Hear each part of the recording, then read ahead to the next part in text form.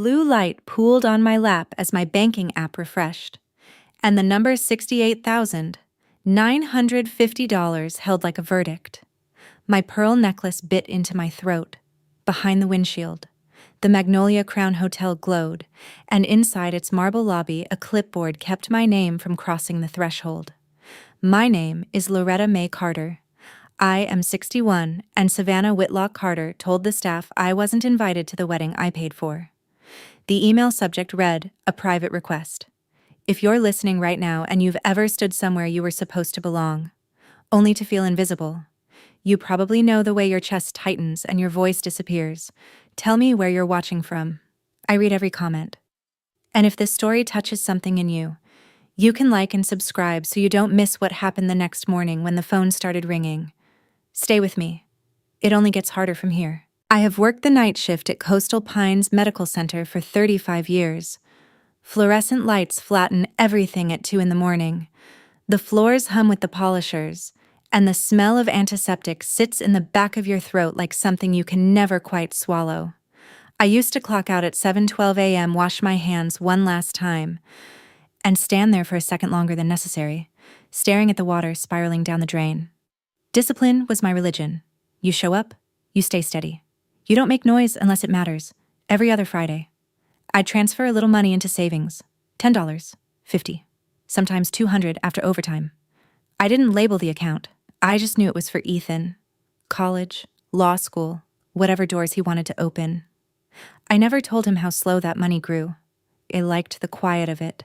At home on Wrenwood Avenue, the bungalow always smelled like wood shavings and coffee. Calvin would be in the garage, bent over a dining chair someone had trusted him to bring back to life. He moved slow, precise, sanding in long, patient strokes. He wasn't just a carpenter. He restored things. Broken legs, scratched surfaces, splintered corners. He'd run his hand over a finished table and say, "See, it was always there. You just had to treat it right." One evening, as the sun bled orange through the trees, he handed me a small velvet box. 30 years, he said, voice soft. Inside was a string of pearls, not flashy, just luminous. You wear these when someone needs to remember who you are. I laughed and told him I already knew.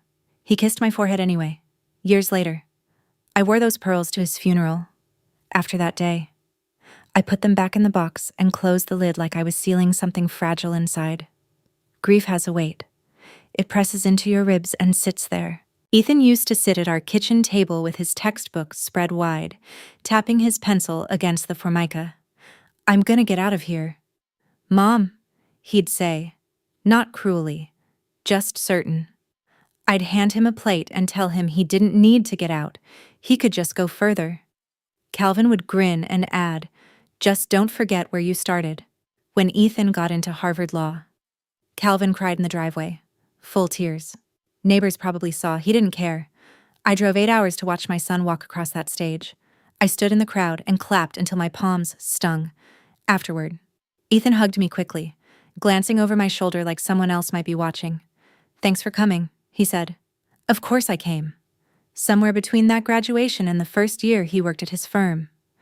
Our house started to feel smaller when he visited. Not physically, emotionally. He'd step inside, phone in hand, eyes scanning like he was measuring the space. "You kept it the same," he said once. "It's home," I answered. Savannah came for Thanksgiving the year after Calvin passed. She wore a cream sweater and a smile that showed only her top teeth.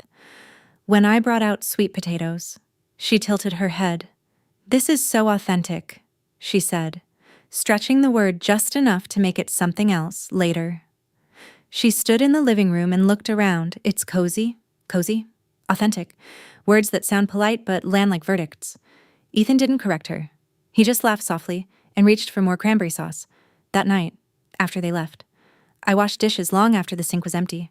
The house was quiet except for the clock ticking over the stove. I stood there, hands in warm water, and felt something shift. Not break, just shift. I met Savannah again at Celeste's Crown Hair Studio months later. I was under the dryer, listening to women talk about grandbabies and grocery prices. Savannah had come in with 2 friends, voices bright and loud. I caught my name once, I didn't move. I just let the heat hum around me and told myself I must have misheard. I didn't ask Ethan about it. I was tired of sounding suspicious when I wanted to sound supportive. When Nia moved into my spare bedroom after her parents' accident, the house felt alive again. She left charcoal fingerprints on the hallway walls and taped sketches to the fridge. Sorry, she'd say, grinning. I'd wave it off and cook more rice. Ethan never asked how she was adjusting. He'd text. Busy, call soon. Soon didn't come. Still, when Savannah sent that email on February 6th, 2025, I read it 3 times before answering. The subject line said a private request. She wrote about pride, about how Ethan would never accept help publicly, about how her family had expectations. She said if I contributed anonymously, her parents would take the credit. It would keep things smooth. I sat at my kitchen table and stared at the words. Anonymous. Sponsor. Keep this between us. Calvin's voice echoed in my head. Not as advice, just as memory. You treat things right. I told myself this was treating my son right. Over the next 3 months, I watched the payments leave my account. Venue, catering, music, photography. Every transaction neat and precise, like the sanding strokes Calvin used to make. I didn't complain. I didn't ask for acknowledgement. I imagined standing in that ballroom, pearls at my throat, watching Ethan marry the woman he chose, the week before the wedding. I went to Dillard's alone. I ran my fingers over racks of dresses until I found the navy one with pearl buttons. $129. It fit without pulling. I looked in the mirror and straightened my shoulders. Not flashy, just right. The morning of May 10th, 2025, I drove to Celeste's Crown Hair Studio and let them curl my hair into soft waves. I watched myself in the mirror, searching for doubt. I didn't find any. Just a woman who had done her job for 35 years and raised a son who stood taller than she ever had. I opened the velvet box and lifted the pearls out. They felt cool against my skin. For a moment. My hands trembled. I pressed them flat against the dresser until they steadied.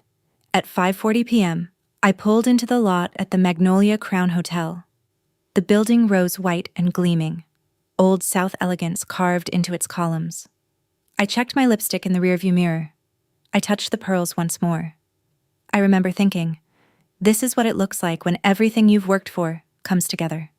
I stepped out of the car and smoothed my dress. The lobby doors opened before me, spilling light across the pavement. Inside, somewhere beyond those marble floors, my son was waiting to start his new life. I walked in believing I had a place there. When I walked into the Magnolia Crown, the marble floor shone so hard it felt slick. A young woman sat at a small table with a clipboard. Her name tag said Hannah. I set my silver clutch down like even that could be too loud. Good evening, I said. I'm Loretta Carter. Hannah's finger moved down the list. Down, down. She paused, went back up, then down again as if my name might appear if she searched harder. I'm sorry, ma'am, she said, the smile still on her face but thinner now. I don't see you. It might be under Loretta May, I offered. She checked again. I don't see Carter at all, except Ethan.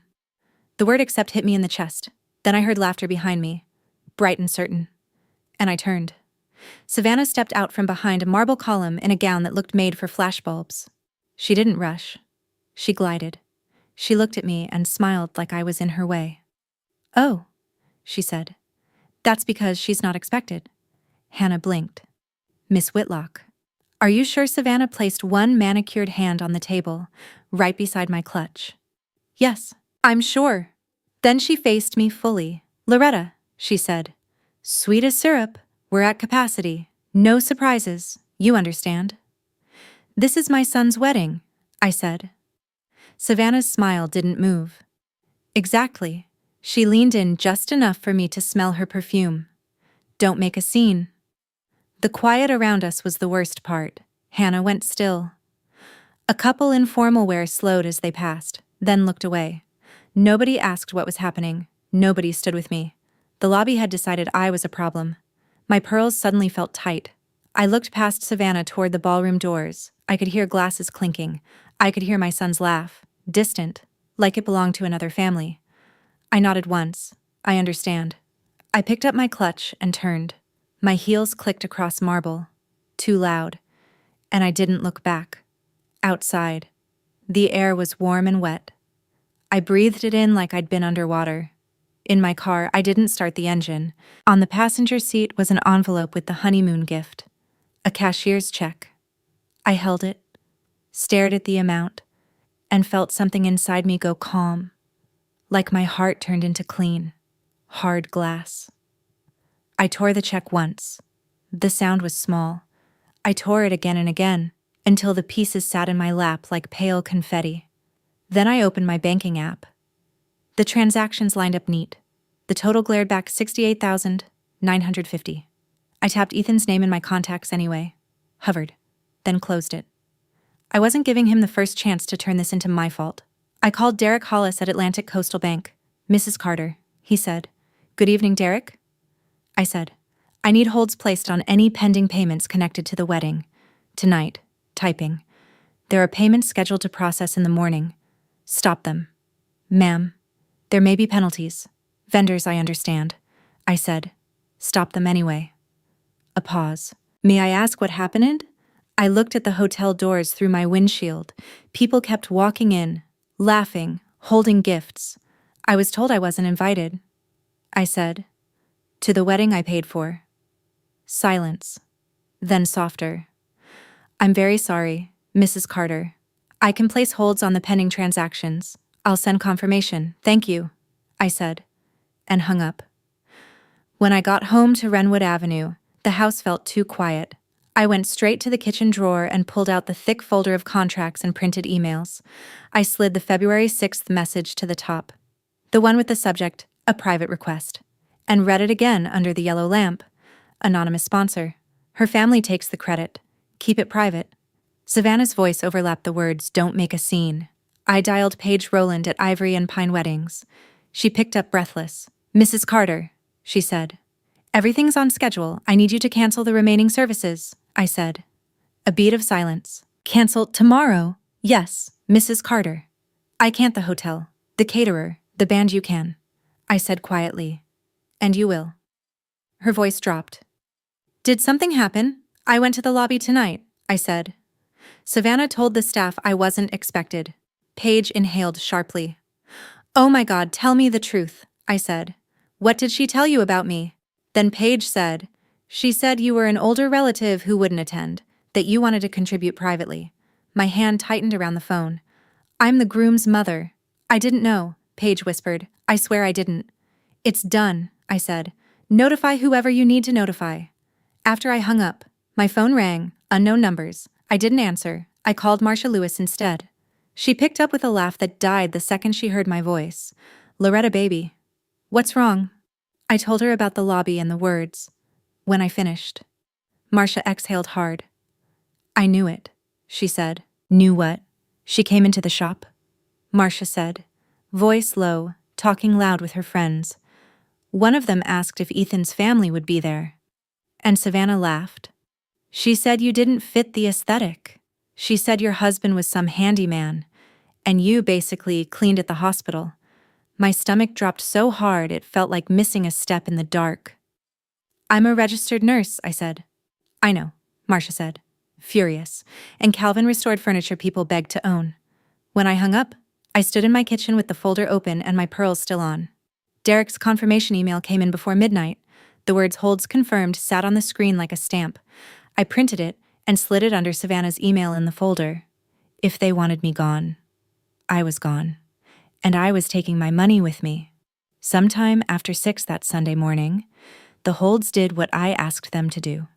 The Magnolia Crown didn't get its money. Neither did the caterer or the band. By early afternoon, Ethan was on my porch on Wrenwood Avenue, and the truth was spread across my kitchen table. He knocked like he was trying to break the door. When I opened it, he was breathing hard, shirt wrinkled, no tie, hair messed up from his own hands. His phone kept vibrating in his fist. "Mom," he said. "What did you do?" I stepped aside. "Come in." He rushed past me and started talking before his shoes even hit the kitchen tile. "The hotel says the payment failed. The caterer won't deliver without the balance. The band isn't coming. Savannah's parents are calling me. We've got guests. We've got photographers." We've got nothing. I set my silver clutch on the counter. The clasp clicked once. Sit down. He didn't. Are you trying to ruin me? I opened the drawer by the sink and pulled out the folder. I laid 2 pages on the table like cards in a game I didn't want to play. First, Savannah's email, dated February 6th, 2025. Subject, a private request. Then Derek Hollis's confirmation from Atlantic Coastal Bank, the one that said holds confirmed. Ethan stopped moving, his eyes locked on the paper. Read it, I said. He picked up Savannah's email. His lips moved as he skimmed. When he reached the part about anonymous sponsor and her family taking credit, his face went pale. Mom? I didn't know she wrote it like that, he said. You knew the arrangement? I replied. You knew my name was supposed to disappear. That's not the point. He snapped, then softened fast. We can fix this. Just call Derek. Release the holds. Please. I didn't answer. The refrigerator hummed. Somewhere outside, a dog barked and stopped. Did you know I wasn't on the guest list? I asked. He stared at the table. Savannah said you wouldn't be comfortable, he muttered. She said you don't like those kinds of events. My throat tightened. So you agreed. He looked up, eyes glassy, and the words came out like a confession he hated. Her family has expectations. They care about how it looks. Their old money. And I'm what? I asked. He didn't say it, but his silence did. I touched the pearls at my throat, warm from my skin. Your father restored furniture people begged to own, I said. And I worked nights for decades. I paid for that hotel. I paid for the picture. Ethan's phone buzzed again. Savannah's name flashed. He dropped it on the table like it burned him. Mom, this is bigger than one argument, he said, voice cracking. They're calling me a fraud. Her dad is threatening to go to my firm. He says I lied about my background. Did you? I asked. His shoulders sagged. I let them assume. He whispered. I made it sound better. Better than me, I said, not as a question. He squeezed his eyes shut. I wanted them to see me differently. I leaned back. The chair creaked. The 2 pages stayed between us, heavy as stone. He stepped closer. Hands open, please, just this once, release it. After today, we'll talk. I'll bring you in. I'll fix the list. I'll do whatever you want. You don't get to buy me back with my own money, I said. His mouth opened and closed. You're going to let me be humiliated. I met his eyes. You already humiliated me. For a second. The panic left his face and something colder took its place, like he finally saw the cost of what he'd been doing and didn't know how to pay it. I slid Savannah's email toward him. Keep it, I said, so you don't forget who asked me to be invisible. He didn't touch it. He just stared, then nodded once like he was swallowing something sharp. He turned and walked out. The 3rd porch step squealed as the door shut. I stood alone in my kitchen, staring at the subject line on that paper. A private request. It didn't feel private anymore. That night, I didn't turn on the big lights. I left the kitchen lamp glowing over the folder like an altar I didn't ask for. I took the pearls off and laid them in Calvin's velvet box, but my skin still felt their pressure, like a fingerprint. By dawn, my phone had started buzzing again, the kind of endless vibration that makes the whole house feel wired. I didn't answer. I brewed coffee and stood at the sink listening to it ring itself tired, remembering how many times I'd waited for Ethan to call me back and told myself silence meant he was busy, not that he was gone. Then, just before sunrise, a voicemail came through. Ethan's voice sounded shredded. Savannah had left. Her parents were calling him a fraud. His firm was reviewing what he'd told them about where he came from. He kept saying he didn't know how to fix it. And then his voice dropped into something small. Mom, he whispered. I'm sorry. I stared at the screen until it went dark. The old part of me wanted to rush to the hotel, to smooth it over, to pay whatever was needed so he wouldn't fall in public. But that was the trap, wasn't it? Wasn't. The same trap Savannah had dressed up as love and called private. I opened the drawer, pulled the folder back out, and slid Derek Hollis's holds confirmed email behind Savannah's a private request printout. Paper against paper. Truth against truth. I wasn't writing speeches. I wasn't sending threats. I was simply refusing to move, all by myself. On Monday, Savannah asked to meet. I told her River and Roast, downtown, in public, where her smile couldn't hide behind chandeliers. And I knew Sunday at New Hope Baptist would come next. Because in a town like ours, shame travels faster than any wedding invitation. They thought taking my name off a list would erase me. Instead, it handed me the only leverage that ever mattered: my money, my presence, and my no. If you've ever had to choose between keeping the peace and keeping your dignity, then you know how heavy that choice feels in your chest. Tell me where you're listening from, and what you would have done if your own child erased your name like that. I read those stories more carefully than you might think. If you want to stay with me, as this keeps unfolding, you can subscribe. There's still the conversation at River and Roast. There's still what happened at New Hope Baptist when Ethan stood up in front of people who watched him grow. And there's still the question of whether love can survive once trust has been pulled out from under it. I'm not finished. I'm just no longer invisible.